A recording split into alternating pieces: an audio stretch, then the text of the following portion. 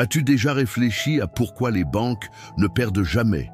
Peu importe si l'économie est en plein essor ou en crise, elles annoncent toujours des milliards de bénéfices. Et voici la question que presque personne ne pose. D'où vient tout cet argent?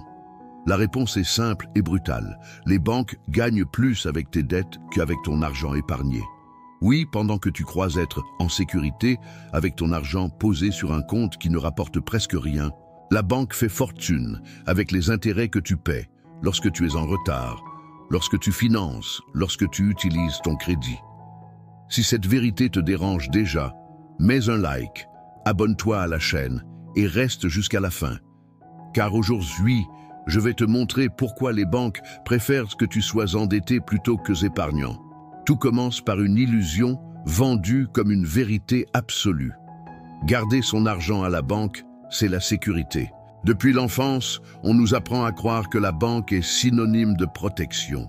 Mais cette protection n'est qu'une façade. L'argent que tu laisses dormir là-bas rapporte des centimes, des miettes qui ne couvrent même pas l'inflation. Et que fait la banque de ton argent? Elle ne le garde pas pour toi. Elle le prête à d'autres personnes ou entreprises, en facturant des taux d'intérêt énormes et en générant des profits colossaux. La banque te paie 0,5% et facture 15%, 30%, voire 400% par an à ceux qui empruntent. C'est l'affaire parfaite. Plus tu dois, plus elle gagne. Et cette logique est si cruelle que le système lui-même encourage l'endettement. Les banques offrent des cartes sans frais, augmentent tes limites et te proposent des prêts préapprouvés comme s'il s'agissait de cadeaux. Le marketing est séduisant. Achète maintenant, paie plus tard, réalise tes rêves aujourd'hui, ne repousse pas à demain. Mais ce qu'elles ne disent pas, c'est qu'un seul faux pas, un retard, un paiement minimum, te transforme en client beaucoup plus rentable. Car pour la banque, tu vaux plus endetté qu'épargnant. Pense-y, quand tu déposes 1000 € à la banque, combien reçois-tu par mois? Quelques centimes. Mais si tu dois 1000 € sur ta carte et que tu ne peux pas payer, combien la banque peut-elle gagner en quelques mois avec les intérêts et les pénalités? Des centaines d'euros. Voilà pourquoi les banques s'enrichissent même en période de crise. Pendant que le peuple lutte pour sortir du rouge, elles se nourrissent de ce même rouge. L'endettement massif est le moteur de leurs profits records. Et voici la partie la plus perverse. Ce n'est pas un accident. C'est un piège soigneusement conçu. Regarde autour de toi. Combien de succursales bancaires vois-tu? Combien de publicités pour du crédit? Combien de facilités pour emprunter? Et maintenant, compare avec le nombre de campagnes pour apprendre à investir ou à générer un revenu passif. 0. Parce que la banque ne gagne pas avec ta liberté. Elle gagne avec tes chaînes. Et ces chaînes portent un nom. Intérêt. Pendant que tu perds le sommeil à penser à comment payer ta carte, la banque transforme tes retards en primes millionnaires pour ses dirigeants. On dit souvent, les intérêts composés sont la 8e merveille du monde. Mais voilà le détail.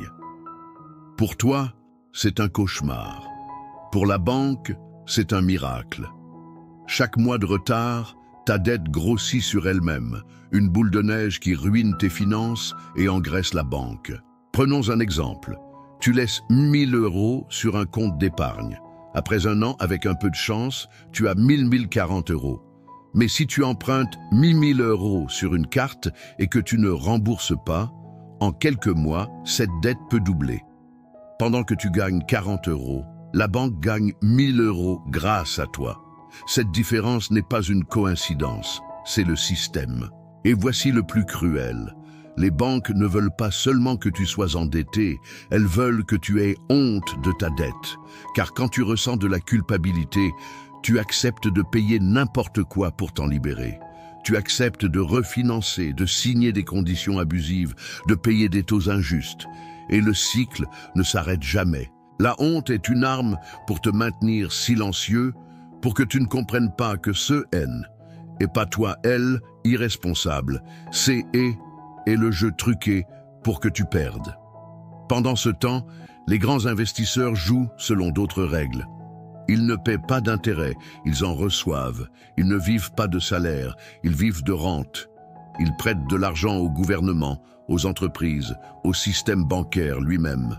Pendant que tu travailles pour payer tes factures, eux regardent les intérêts tomber tout seuls. Ils ont compris le secret. Ce n'est pas garder son argent à la banque, mais faire travailler la banque pour soi. Et cette vérité ne t'arrive jamais, car ils ne veulent pas qu'elle t'arrive. As-tu remarqué que la banque ne t'appelle jamais pour t'apprendre à investir, mais toujours pour t'offrir du crédit? Tu as vu comme il est facile de financer quelque chose, mais comme il est difficile de retirer un gros placement. Le système est fait pour compliquer ta liberté et faciliter ta captivité. Et ceux qui restent captifs financent ceux qui sont déjà libres. C'est un échange inégal. Tu donnes ton effort, ils festoient avec ton argent. Mais voici la vérité, tu peux inverser le jeu. Ce n'est pas facile, parce que cela va à l'encontre de tout ce qu'on t'a appris. Mais c'est possible. Quand tu apprends à investir, à utiliser les intérêts composés à ton avantage, quand tu comprends que le crédit n'est pas un cadeau, mais un piège, tu commences à changer ta relation à l'argent. Tu cesses d'être esclave et tu deviens propriétaire. L'histoire le prouve. Marie, une enseignante endettée, a découvert qu'elle payait 3 fois plus que ce qu'elle devait juste en intérêt. Elle a coupé sa carte, renégocié ses dettes et commencé à investir une petite partie de son salaire. En quelques années, elle est sortie du rouge et a accumulé plus qu'elle n'aurait jamais cru possible. Jean, un ouvrier, croyait toujours que le livret d'épargne était sûr. Quand il a découvert que les banques gagnaient plus avec ses dettes qu'avec ses économies, il a changé. Il a investi dans des fonds et a vite vu que ses rendements dépassaient ceux de n'importe quel compte épargne. Ces exemples montrent que le problème n'est pas le manque d'argent, mais le manque de savoir. Tant que tu ignores les règles, tu es utilisé comme pion. Mais dès que tu apprends, tu retournes l'échiquier. Les banques ne voudront jamais que tu le saches. Mais c'est à toi de décider si tu continues à nourrir la machine ou si tu commences à la briser. Si cette vidéo t'a ouvert les yeux, mets un like, abonne-toi et partage-la avec quelqu'un qui a aussi besoin de se réveiller.